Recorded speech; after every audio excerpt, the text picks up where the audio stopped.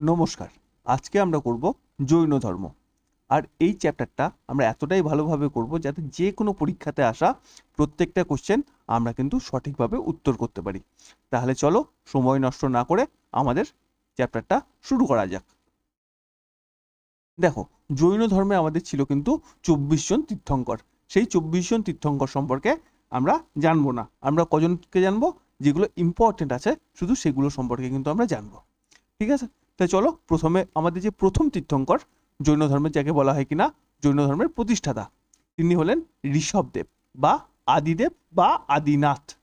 ঠিক আছে, তো উনি ওনার যে উল্লেখ আছে সেটা কিন্তু আমাদের ঋগ্বেদ এবং ভগবত পুরাণে কিন্তু ওনার উল্লেখ আছে। ঠিক আছে, এই ঋষভদেব সম্পর্কে আমরা এটুকুই জানবো। আর কি জানবো? তার প্রতীক কি ছিল। প্রত্যেকটা যে তীর্থঙ্কর আছে তাদের প্রত্যেকে কিন্তু আলাদা আলাদা করে একটা প্রতীক ছিল, প্রতীক বা চিহ্ন। সেই চিহ্ন দ্বারা তাদেরকে ডিনোট করা হয়। তো ঋষভদেবের প্রতীক কি ছিল? ঋষভদেবের প্রতীক ছিল কিন্তু ষাঁড় বা বুল। তারপর কে আসবে আমাদের 23 নম্বর তীর্থঙ্কর। 23 নম্বর তীর্থঙ্করকে তো পার্শ্বনাথ। পার্শ্বনাথকে কি দ্বারা প্রতীক কি ছিল? প্রতীক হলো ওনার কিন্তু সর্প বা সাপ। ওনার প্রতীক হলো সর্প বা সাপ। উনি কে ছিলেন? উনি ছিলেন বানারসের রাজা অশ্বসেনের পুত্র। আর দেখো, এই জৈন ধর্মে না 5টা মহাব্রত আছে। সেই 5টি মহাব্রতের মধ্যে 4টি কিন্তু ইনিই দিয়েছিলেন। এই 5টি মহাব্রতের মধ্যে 4টে ইনিই দিয়েছিলেন। ঠিক আছে, আর এই যে পার্শ্বনাথ বা পরেশনাথ, এই দেখো দেখো আমরা যদি দেখি এখন যে ঝাড়খণ্ডের সর্বোচ্চ শৃঙ্গ কি, তাহলে আমরা কিন্তু দেখবো পার্শ্বনাথ বা পরেশনাথ। এই পার্শ্বনাথ ওই পাহাড়ে গিয়ে প্রথম সিদ্ধি লাভ করেছিলেন। ওই পাহাড়ে তপস্যা করে ধ্যান অবস্থায় উনি প্রথম সিদ্ধি লাভ করেন। সেই জন্য কিন্তু ওই পাহাড়টার নাম কি হয়? পার্শ্বনাথ বা পরেশনাথ। ঠিক আছে, সঙ্গে আমরা এক্সট্রা একটা ইনফরমেশন নিয়ে নিলাম কি, ঝাড়খণ্ডের সর্বোচ্চ শৃঙ্গ কিন্তু পরেশনাথ, যেটা কিনা আমাদের জৈন ধর্মের 23তম তীর্থঙ্কর। আর 24তম আর শেষ তীর্থঙ্করকে, উনি হলেন বর্ধমান মহাবীর। বর্ধমান মহাবীর জৈন ধর্মের প্রকৃত প্রতিষ্ঠাতা বলা হয় তাকে। তার প্রতীক কি? তার প্রতীক হলো কিন্তু আমার সিংহ। তার প্রতীক হলো আমার সিংহ। এবার দেখো, আর দুজন তীর্থঙ্কর সম্পর্কে আমায় জানতে হবে কি, 22তম তীর্থঙ্কর। কেন? এর উল্লেখ কিন্তু আমাদের হিন্দু ধর্মে আছে। 22তম তীর্থঙ্করের উল্লেখ আছে হিন্দু ধর্মে। ওনার নাম কি? ওনার নাম হলো আরিষ্টমণি। ওনার নাম কি? আরিষ্টমণি। ঠিক আছে, ওনার প্রতীক কি? ওনার প্রতীক কিন্তু শঙ্খ। আর একজন মাত্র নারী তীর্থঙ্কর ছিলেন বা মহিলা তীর্থঙ্কর ছিলেন। তার নাম কি? তার নাম কিন্তু মল্লিনাথ। উনি হলেন 19তম তীর্থঙ্কর। চলো তাহলে পরেরটাই যাই আমরা। এখানে আমরা কি জানবো? 24তম তীর্থঙ্কর বর্ধমান মহাবীর সম্পর্কে। বর্ধমান মহাবীর আনুমানিক 540 খ্রিস্টপূর্বাব্দে বৈশালীর নিকট কুণ্ডগ্রামে জন্মগ্রহণ করেন। দেখো, আমাদের যে পরীক্ষা থাকবে সেখানে কিন্তু অপশনে বৈশালীও থাকতে পারে আর কুণ্ডগ্রামও থাকতে পারে, যে কোনো একটা থাকতে পারে।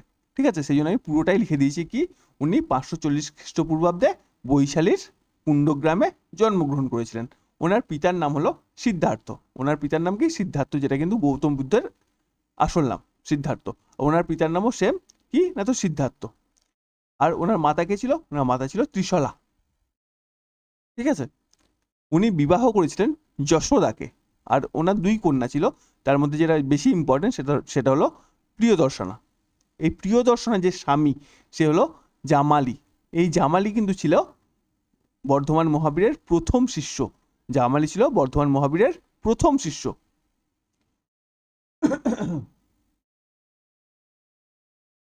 ঠিক আছে, এবার দেখো উনি কবে গৃহত্যাগ করেছিলেন।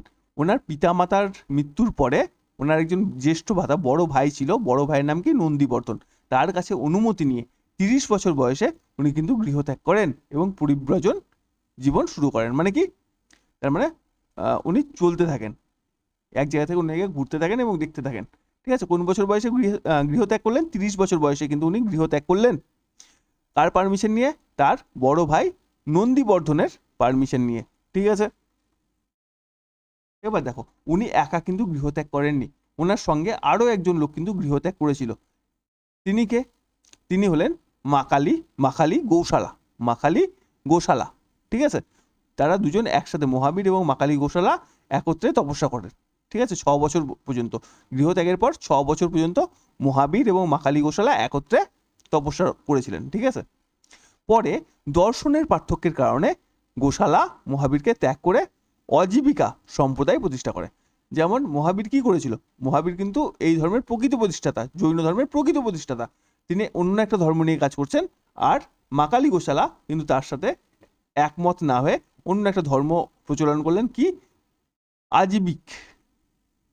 অজীবিক সম্প্রদায়। ঠিক আছে, তো এই যে অজীবিক সম্প্রদায়, এরা কিন্তু মনে করতো কি কর্মের কোনো ভূমিকা নেই, যা হচ্ছে তা আগে থেকেই লেখা আছে, যা হচ্ছে তোমার জীবনে সেটা আগে থেকেই লেখা আছে, তুমি কিছু কর্ম করলেই বা কি না করলেই বা কি।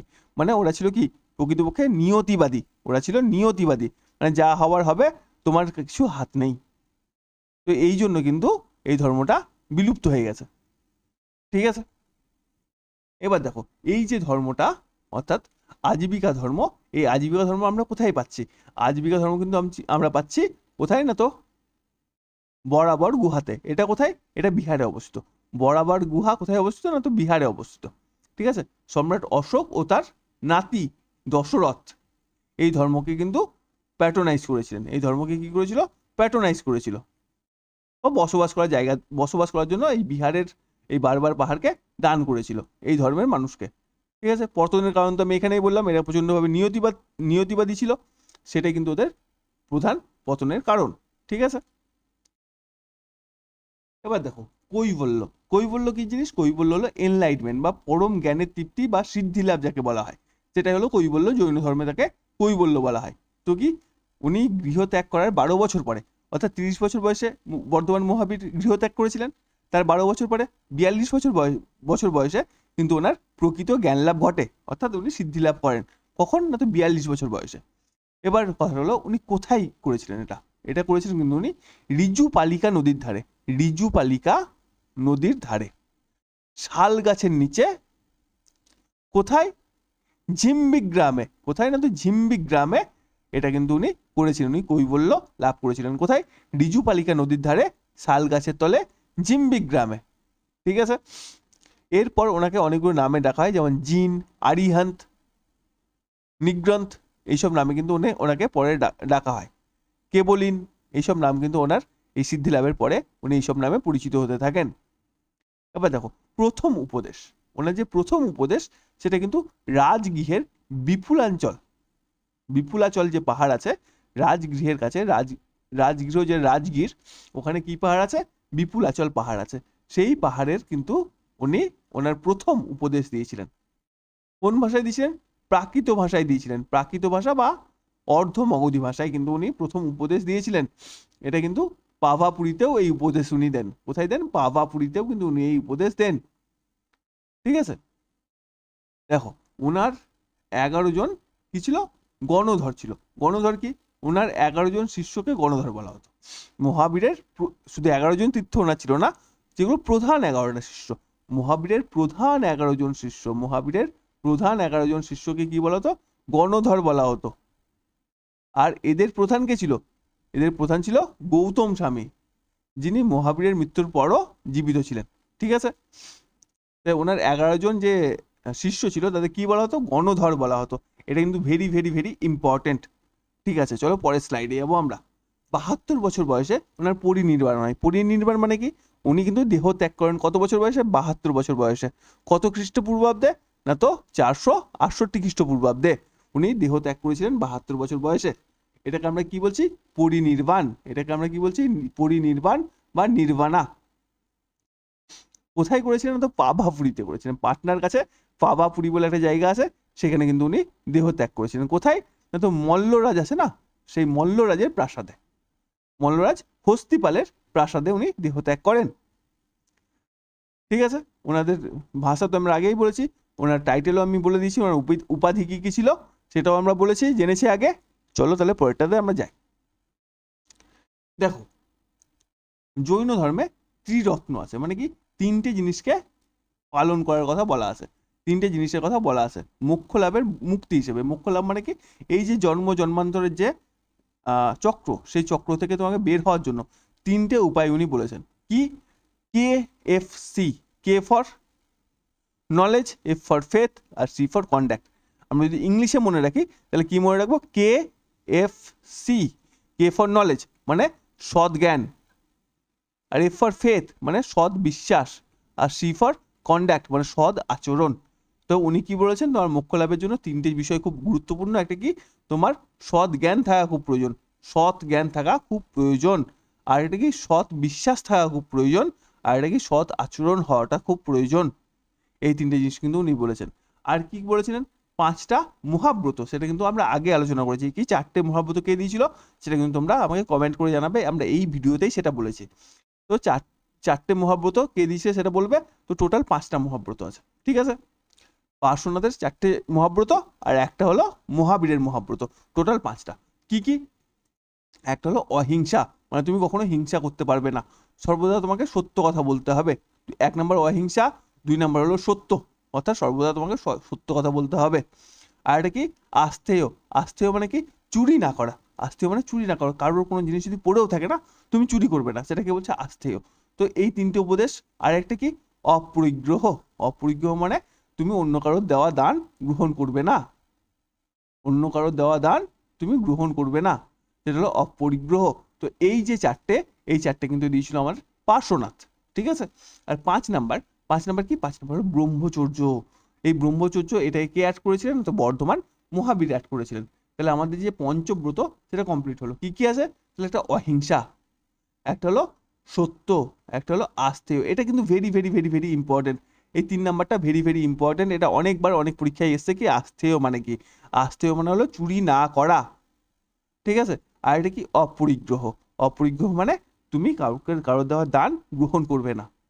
আর মহাবীরের দেওয়া কোনটা, ব্রহ্মচর্য, ঠিক আছে। এই 5টা হলো মহাব্রত জৈন ধর্মের। এবার দেখো, এবার আসছে আমার অনেকাত্মবাদ। অনেকাত্মবাদ কি জিনিস, এই অনেকাত্মবাদ প্রশ্নটাও কিন্তু খুব ইম্পর্টেন্ট। আমাদের বারবার অনেক পরীক্ষাতেই পড়েছে যে অনেকাত্মবাদ কোন ধর্মের সাথে যুক্ত। এটা কিন্তু আমার জৈন ধর্মের সাথে যুক্ত, ঠিক আছে। বলছে কি, সত্য বা বাস্তবের অনেকটা রূপ থাকে, মানে তুমি যেভাবে একটা জিনিসকে সত্য বলছো, সেটা সেভাবে না দেখে যদি তুমি অন্যভাবে দেখো, সেই সত্যটা হয়তো অন্য দিক থেকেও সেম সত্যই আছে। তোমার দৃষ্টিভঙ্গিতে, তোমার যে দৃষ্টিভঙ্গি সেটাই যে শুধু ঠিক, এই চিন্তা ভাবনা কিন্তু ঠিক না। এটা হলো অনেকাত্মবাদ, ঠিক আছে। দেখো বলছে কি এখানে সংজ্ঞাতে কি বলছে, পরম সত্য বা বাস্তবতার বহুমুখী দিক রয়েছে, কোনো একটি দৃষ্টিকোণ থেকে সম্পূর্ণ সত্য জানা সম্ভব নয়, ঠিক আছে। মানে তুমি যে কোনো একটা দৃষ্টি দিয়ে দেখলে পরে সম্পূর্ণ সত্য কখনো জানতে পারবে না। মানে ধরো তুমি ছেড়ে দাও, অত আমাদের জেনে দরকার নেই। তো আমাদের কি প্রশ্ন পড়ে, কিন্তু অনেকান্তবাদ কোন ধর্মের সাথে যুক্ত, এটা হলো কিন্তু আমার জৈন ধর্মের সাথে যুক্ত। দেখো এখানে আমরা লিখে দিয়েছি, WBCS SSC CGL এ কিন্তু এই প্রশ্নটা অনেকবার এসছে, অনেকাত্মবাদ, ঠিক আছে। এবার দেখো, এটা অতটা ইম্পর্টেন্ট না, তোমরা চাইলে পড়ে নিও। চলো আমরা পরের পেজে যাবো। এখানে কি কি বলছে, সাল্লেখানা। সাল্লেখানা কি জিনিস, দেখো চন্দ্রগুপ্ত মৌর্য যেভাবে মারা গেছিলেন না, সেটা কিন্তু সাল্লেখানা মানে কি, জৈন ধর্মের একটি বিশেষ ধর্মীয় আচার। এটাও কিন্তু খুব ইম্পর্টেন্ট। এটা বিশেষ ধর্মীয় আচার যেখানে স্বেচ্ছায় ধীরে ধীরে অন্ন ও জল ত্যাগ করে আত্মশুদ্ধির মাধ্যমে দেহ ত্যাগ করা হয়, ঠিক আছে। মানে কি, তুমি কিছু খাবে না, তুমি কিছু পান করবে না, তুমি জলও খাবে না, জল তো পান করায়, তুমি কিছু খাবে না, কিছু পান করবে না। এইভাবে তুমি ধীরে ধীরে ধীরে ধীরে নিজেকে শীর্ণকায়ে পরিণত করবে এবং তুমি তোমার দেহ ত্যাগ করবে, সেটা হলো সাল্লেখানা, ঠিক আছে। এই সাল্লেখানা পদ্ধতিতে কিন্তু আগেকার দিনে জেনেরা দেহ ত্যাগ করতো, ঠিক আছে। তো দেখো কে করেছিল এইভাবে দেহ ত্যাগ, তো মৌর্য বংশের প্রতিষ্ঠাতাকে চন্দ্রগুপ্ত মৌর্য। জৈনগুরু ভদ্রবাহুর সাথে, জৈনগুরু ভদ্রবাহু ওনাকে কি করেছিল, জৈন ধর্মে নিয়ে এসেছিল কে, ভদ্রবাহু। ওনার সাথে কিন্তু উনি কর্ণাটকের শ্রাবণ বেলগোলায় গিয়ে চন্দ্রগিরি পাহাড়ে সাল্লেখানার মাধ্যমে দেহ ত্যাগ করেছিলেন। তাহলে কি, আমাদের সম্রাট চন্দ্রগুপ্ত মৌর্য জৈন গুরু ভদ্রবাহুর সাথে কর্ণাটকের শ্রাবণ বেলগোলায় গেছিলেন এবং সেখানে চন্দ্রগিরি পাহাড়ে সাল্লেখানার মাধ্যমে দেহ ত্যাগ করেছিলেন, ঠিক আছে। এটাও কিন্তু very very very very important, ঠিক আছে। তাই চলো আমরা পরেরটাই যাই। এখানে কি আছে নাকি, শ্রাবণ বেলগোলায় গৌমতেশ্বর বাহুবলী, গৌমতেশ্বর বাহুবলীর একটা মূর্তি আছে, ঠিক আছে। চলো আমরা কি জানি যে জৈন ধর্ম 2 ভাগে বিভক্ত, একটা কি, একটা হলো আমার শ্বেতাম্বর, একটা হলো আমার দিগম্বর। জৈন ধর্ম 2 ভাগে বিভক্ত, একটা শ্বেতাম্বর আর একটা দিগম্বর। তো তো শ্বেতম্বর যারা, অর্থাৎ যারা লেখা আছে তোমাদের পরে বলছি, শ্বেতম্বর যারা, তাদের মূল নেতা বা প্রধান নেতা কে ছিল? তাদের প্রধান নেতা কিন্তু ছিল স্থূলভদ্র। তাদের প্রধান নেতা কে ছিল? স্থূলভদ্র ছিল তাদের প্রধান নেতা। আর দিগম্বরদের প্রধান নেতা কে ছিল? ওদের দিগম্বরদের প্রধান নেতা কিন্তু ছিল ভদ্রবাহু। এবার যারা শ্বেতাম্বর, তারা কি পোশাক পরতো? তারা কিন্তু সাদা রঙের পোশাক পরতো, সাদা বস্ত্র পরিধান করতো। ঠিক আছে, সাদা রঙের বস্ত্র তারা পরতো। আর যারা দিগম্বর, তারা কি? তারা সম্পূর্ণরূপে নগ্ন থাকতেন। তারা সম্পূর্ণরূপে নগ্ন থাকতেন। ওকে, আর কি দেখো, আর যারা শ্বেতাম্বর, তারা কি মনে করে? তারা মনে করে যে নারীরা মুখ্য লাভ করতে পারে, যারা মেয়ে তারাও মুখ্য লাভ করতে পারে, কিন্তু দিগম্বররা সেটা মনে করে না। তাই যে তোমাকে বলেছিলাম না 19 নম্বর তীর্থঙ্কর নারী তীর্থঙ্কর ছিল কি? মল্লিনাথ। সেটা কিন্তু শুধু শ্বেতাম্বররাই মনে করে, দিগম্বররা কিন্তু তাকে নারী মনে করে না, দিগম্বররা তাকে পুরুষই মনে করে। ঠিক আছে, এবার দেখো এটার ভৌগোলিক কেন্দ্র শ্বেতাম্বরটা কোথায় গড়ে উঠেছিল? মগধ এবং উত্তর ভারতে কিন্তু শ্বেতাম্বর দেখা যায়। ঠিক আছে, আর কি দক্ষিণ ভারতের শ্রাবণ বেলগোলায় এখানে, সেখানে কিন্তু আমরা দিগম্বরকে দেখতে পাই। এবার দেখো, যেমন বৌদ্ধদের 4টা সঙ্গীতি হয়েছিল, কিন্তু এদের ক্ষেত্রে 2টো সঙ্গীতি হয়েছিল, দুটোই খুব ইম্পর্টেন্ট। প্রথম সঙ্গীতি কবে হয়েছিল? না তো 320-তে। 300 কোথায়? না তো পাটলিপুত্রে। কার আন্ডারে হয়েছিল? সভাপতি কে ছিলেন? সভাপতি ছিলেন কিন্তু স্থূলভদ্র। এবং এখানে 12টি অঙ্গ সংকলিত হয়, এবং শ্বেতাম্বর ও দিগম্বর কি হয়? দুভাগে ভাগ হয়ে যায়। ঠিক আছে, দ্বিতীয় সঙ্গীতি কোথায় হয়েছিল? বল্লবীতে। কত সালে হয়েছিল? দেখে নাও। সভাপতি কে ছিল? ক্ষমা শ্রমণ। ক্ষমা শ্রমণ কিন্তু ছিল আমার সভাপতি দ্বিতীয় সঙ্গীতির। আর এখানে কি হয়েছিল? এখানে 12টি উপাঙ্গ চূড়ান্তভাবে গ্রন্থবদ্ধ করা হয়েছিল। ঠিক আছে, এই দুটো কিন্তু আমার ভেরি ভেরি ভেরি ইম্পর্টেন্ট। এবার দেখো,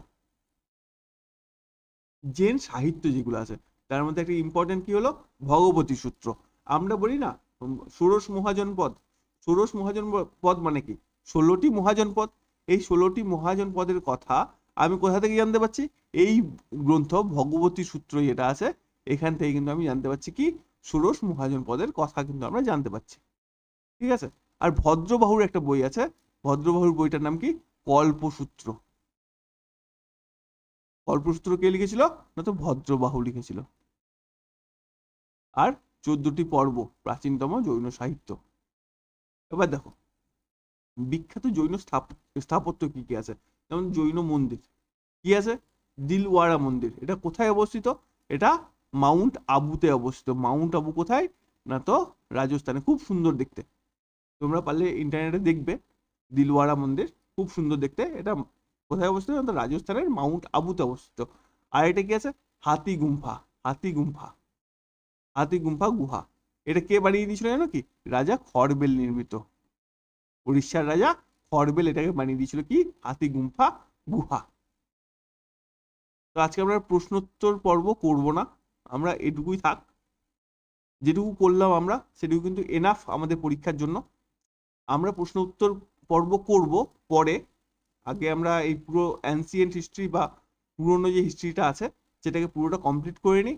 পুরোটা কমপ্লিট করার পরে কিন্তু আমি পুরো অ্যানসিয়েন্ট হিস্ট্রির উপরে তোমাদেরকে একটা প্রশ্নোত্তর করাবো, যেখানে 9 করে 200টার মতো কোশ্চেন থাকবে।